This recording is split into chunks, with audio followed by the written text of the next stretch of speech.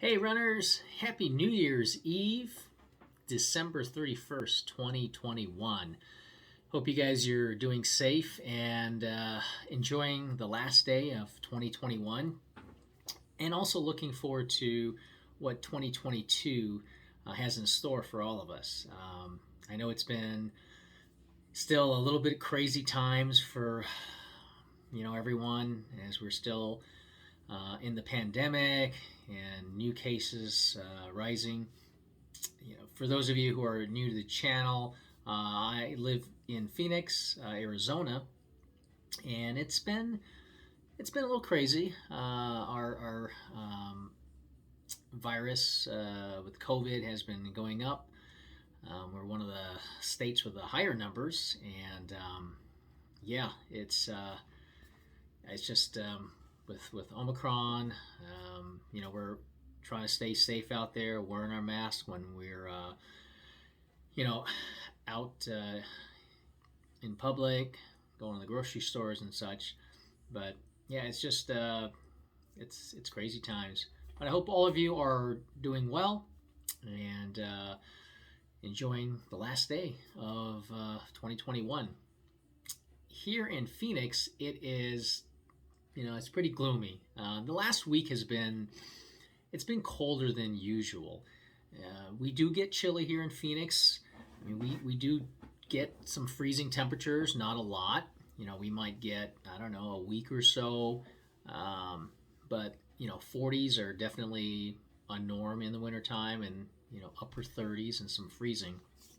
But last Christmas Eve, last week, that is, last Friday and Christmas Eve, it rained quite a bit. And we went down to see my mom for the holidays, and it was just pouring rain from here all the way where she lives, almost a 3 hour drive, and it rained for most of it. And today we're supposed to be getting a pretty good amount of rain. I say good amount, I mean, it's maybe a quarter of an inch to 3/100ths, which doesn't sound like a lot, but for us in Phoenix, it is. And the temperatures have been yesterday I believe was in the 60s, low to mid 60s. Today's supposed to be like 57. But then the overnight lows starting Sunday, Monday, Tuesday, we might have a couple days in the freezing temperatures. So yeah, that's why I'm trying to stay a little warm here with a sweater. So it's been a while. I have not been on YouTube in quite some time. Those of you who don't know me, I am a runner, just your average, everyday runner, and I'm also a certified RRCA coach. I have a couple athletes that I'm currently coaching. So yeah, all things running I love, whether it's watching it on TV, streaming it, and going to races, coaching my athletes. My wife is also a very talented runner. So yeah, we love it. It's our passion. And I was on YouTube for a little bit, just doing some videos, really just letting you know what I'm doing and giving some tips when it comes to running. So, what have I been up to? Yeah, it's been a long time since I've been online. Months, I believe. It's been a crazy year. A lot has happened. But in terms of running, it's been good, but the last couple months have been pretty tough for me. I've kind of sustained I don't call it an injury. It's more of a nuisance, if you will. But it's a heel bruise. I don't know if any of you have had that issue or maybe currently experiencing it. It's very similar to plantar fasciitis, which is pretty common, especially amongst runners. I've seen my chiropractor a couple of times, and he does not believe it's plantar fasciitis, but right at the bottom of my heel, there's what you call like a fat pad. If you push on the bottom of your heel, it's pretty thick. That's where basically the insertion there of your fascia attached at the bottom runs to the top of your foot and goes all the way down to the bottom. Well, that little fat pad area is where it's really been aggravated. Now, what's attributed to that? Honestly, I think I know it really came on after my last half marathon race that I did out in Chandler, Arizona. End of October, October 24th was the race. And typically, after I run a race, especially a half marathon, that's the longest distance that I'm racing, my heel, but also, the entire foot, especially on the left one, not so much the right, but the left in particular, it just gets really sore. And, a lot of times during the race, it's really painful, especially for me in the half, like around maybe 8, 9, 10. It starts and just kind of progresses. So after the race, I was really sore in my feet.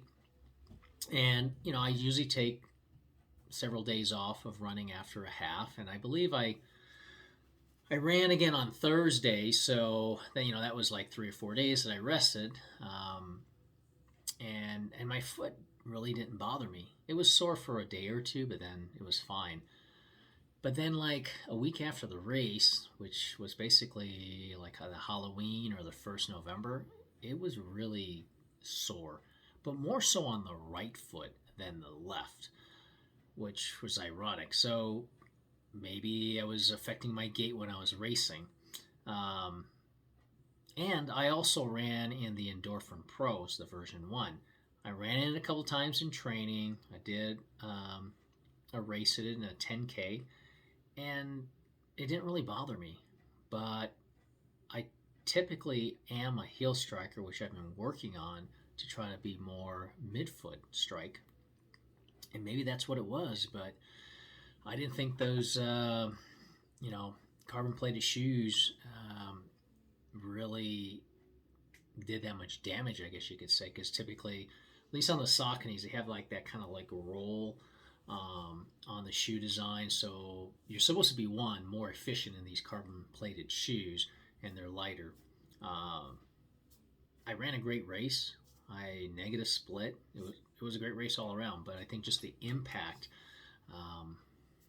just over time, that was a race that really just did it.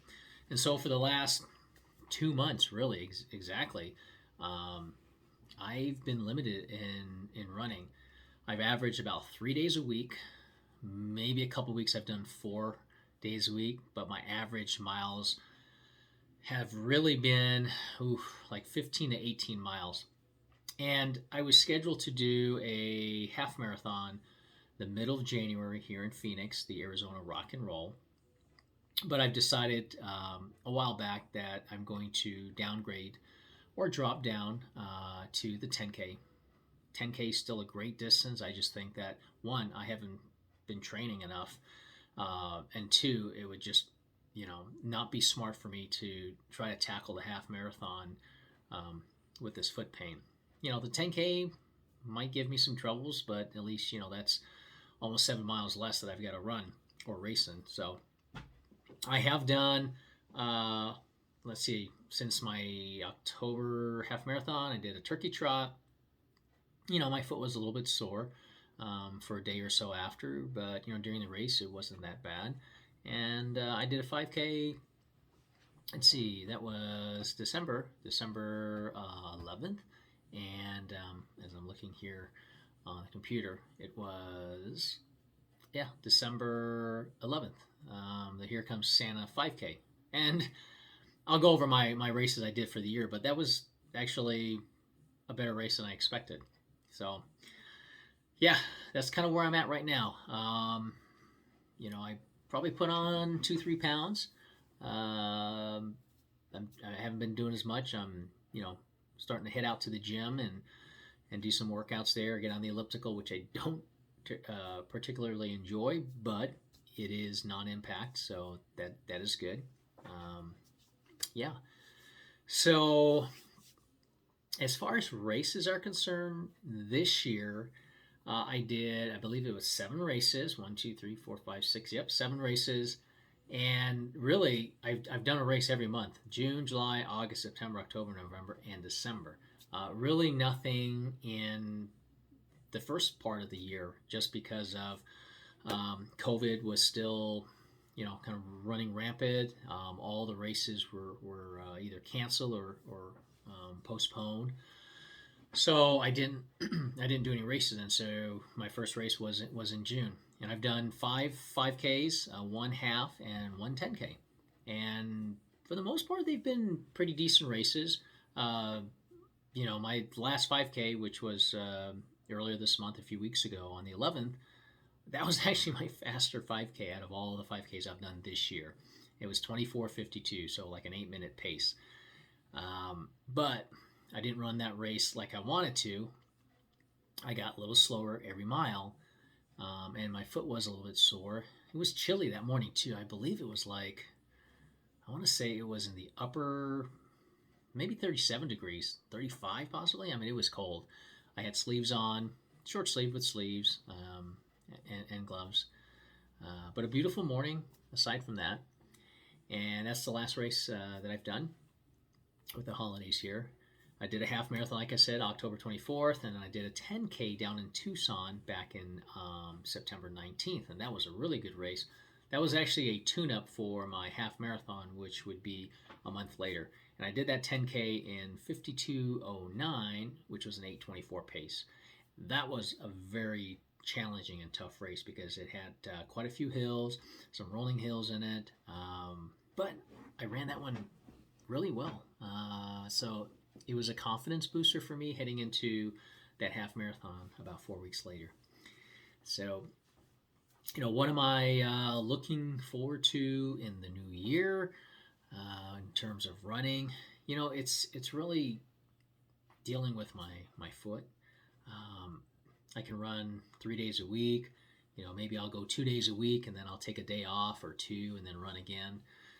But I'm hoping that I can get past this and get back to running on a more regular basis, because I was doing well. I was running about 40 some miles a week and felt really strong.